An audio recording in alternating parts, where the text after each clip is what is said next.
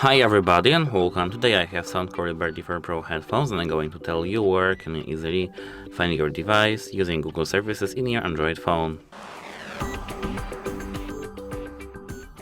So at first we have to enter settings and here we have to go into connected devices.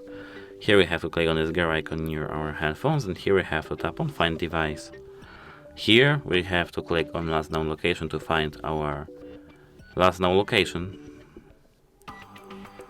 And now as you can see, this is our last known location, but we have our location, the service is disabled, so we have to go back, and here we have ring left or ring right.